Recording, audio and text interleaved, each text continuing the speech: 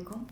First of all, I'm really grateful and thankful to Institute of Global and Strategic Studies for inviting me on such an important event, and the timing, because today, fortunately or unfortunately, we have to accept the democratic voice of the public, of the Indians. Most probably Mr. Modi is coming to power, and unfortunately the Kashmiri people in Indian occupied Jammu and Kashmir, we have faced the worst wrath and suppression under the Modi regime the past 5 years. And personally, my personal life has totally been affected, and I have not been able to visit the valley for over 4.5 years. And now again he's coming into power, so let's see what happens. And but I really liked the speech of the previous speaker, because I came a little late, so I'm sorry for that. And yes, I totally agree with him that it is so vast, the subject of Jammu and Kashmir.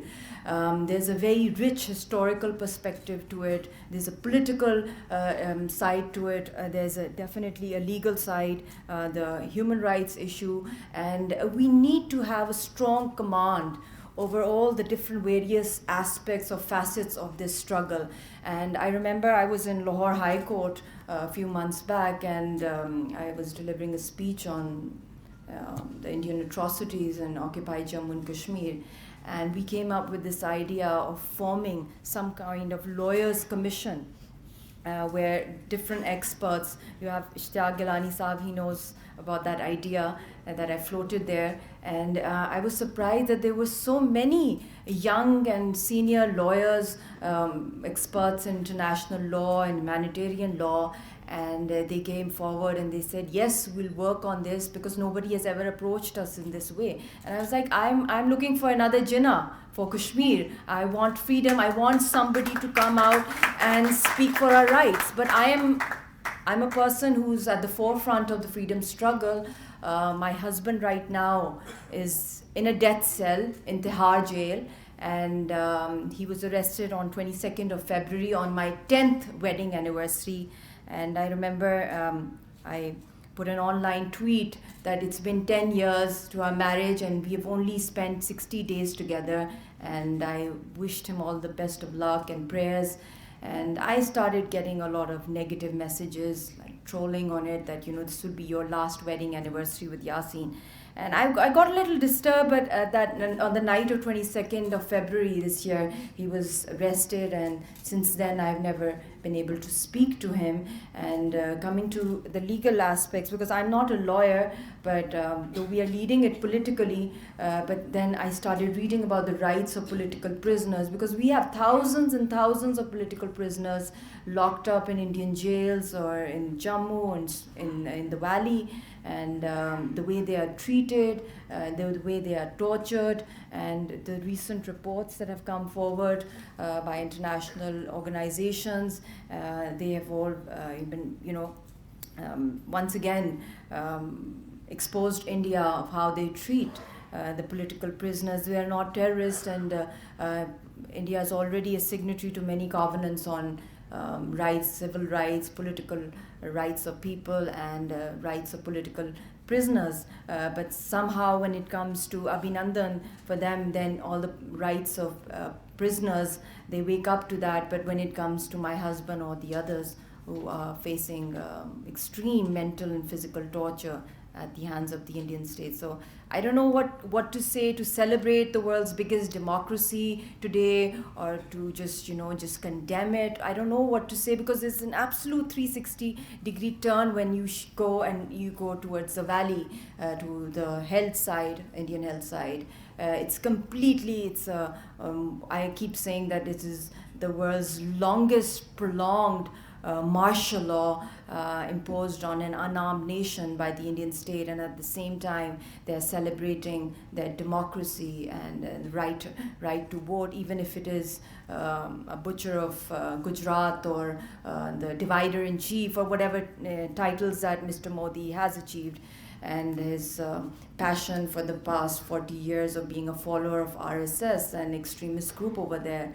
But since he's come into power, so everybody's accepted it. But why don't we, the people of Indian occupied Jammu and Kashmir, and when we already have so many resolutions in our favor, our right to freedom, I think every human being, according to the Universal Human Rights Charter, has right to honor, dignity, and freedom. But somehow it's a pipe dream for the people under oppression. And why can't we get our political democratic right, where majority of our struggle, 99.5%, is peaceful struggle against the highest occupation of the world?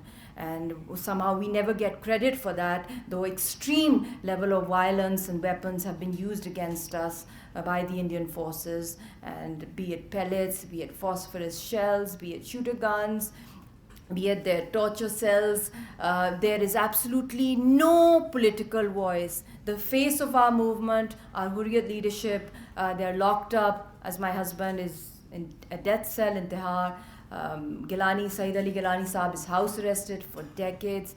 The other leadership is also locked up or house arrested. So who's going to take it forward? So they are basically pushing the Kashmiri people against the wall to pick up the gun or to move towards violence. But it is our level of patience and our level of tolerance that we still believe in the principles of a peaceful settlement of this conflict, because we know very much, because we are facing it every day, the wrath of a war on an unarmed nation, how our people are being butchered. We are literally walking on dead bodies. It's a nation of graveyards. So we know the cost and the price of a war, because we face it every day. So I would like to appeal, because a lot of diplomats are over here.